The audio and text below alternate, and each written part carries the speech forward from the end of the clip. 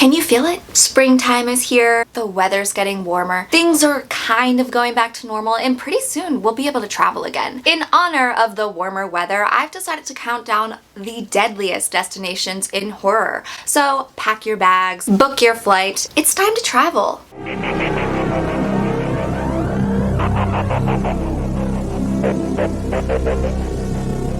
First up on our travel itinerary is Chernobyl. In Chernobyl, a group of young tourists hoping for an adventure off the beaten path hire an extreme tour guide who takes them to the town of Pripyat, Ukraine, once home to workers at the nearby Chernobyl nuclear power plant, made infamous for the 1986 nuclear disaster.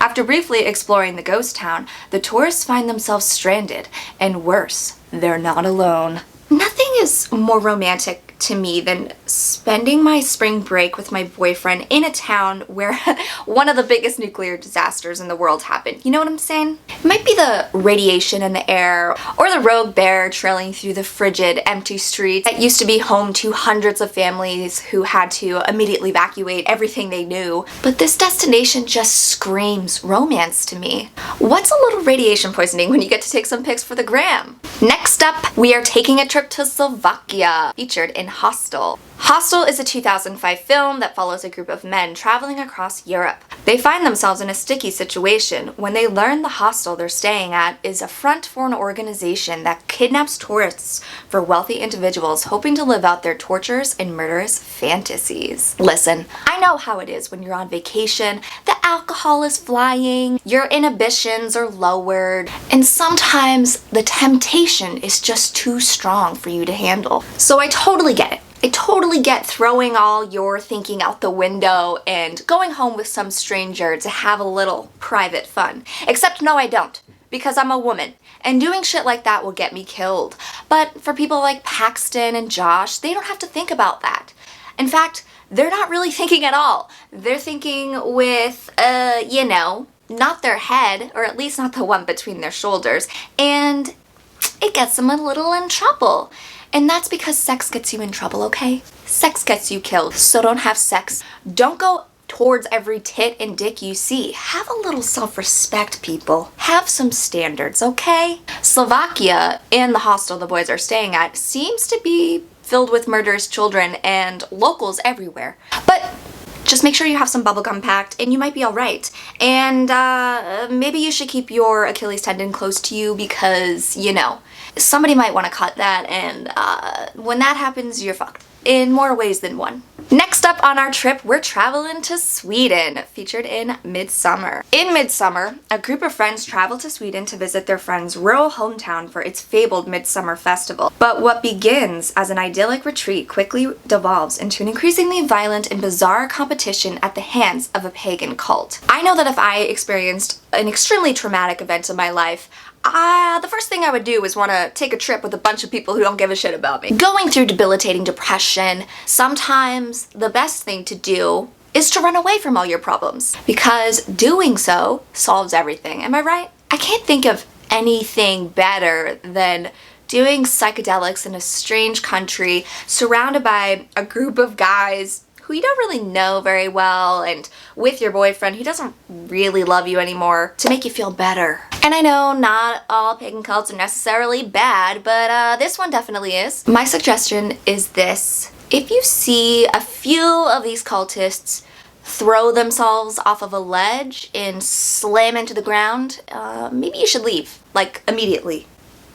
But that's just me though. Next on our itinerary is Brazil, which is featured in Turistas. Turistas follows travelers who are on the midst of enjoying a dream vacation along the Brazilian coast. Joining a party of revelers on the beach, the friends are drugged and awaken to find themselves robbed of their money, credit cards, and passports. Led to a home in the jungle where they are told they will be safe, the friends instead discover a potentially fatal secret. I'll tell you one thing, it's not potentially fatal, it is fatal, because the people in this home are harvesting organs, and you're next on their list. It's totally a common occurrence that you should worry about anywhere you travel. My suggestion is this.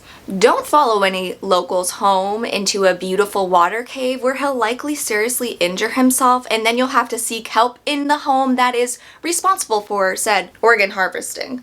It's simple, really. Trust no one. enjoy nothing. Just stay at your hotel the entire time and you'll be fine.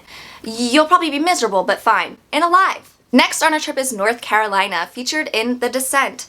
This I did not know was taking place in America. I thought it was like in the UK, so you learn something every day. In The Descent, a young woman named Sarah goes to North Carolina to spend some time exploring caves with her friends a year after she experienced severe emotional trauma. After descending underground, the women quickly learn they are not alone. There's always that one friend in the group that just fucking loves adventure. They can't just sit and relax on the beach with a fucking cocktail and soak up the sun. No, they have to exercise. They have to always be moving, and they have to uncover caves that nobody else has uncovered because they gotta be the first at everything. They gotta be special at everything. Now, my suggestion: avoid this cave if you don't like small spaces, the dark, murderous creatures, and finding out that your best friend was fucking your husband the whole time.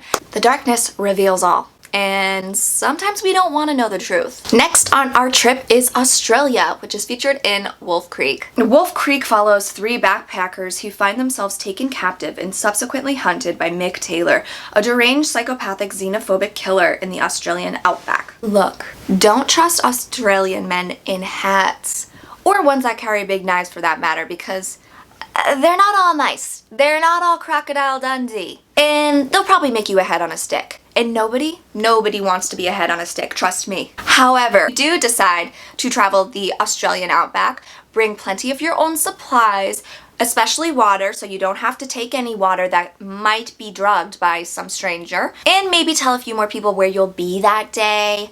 Maybe carry a knife of your own. Actually, maybe you just shouldn't go at all, okay? I mean, it's hot, and kangaroos are dangerous too. Just avoid everything, and you'll stay alive. Other deadly destinations you might want to avoid include Mayan ruins, Eden Lake, West Virginia, the desert, and any cabins in the woods. And there you have it. That's my list of the deadliest destinations in horror. Would you travel to any of these locations? Have you traveled to any of these locations? And what do you think?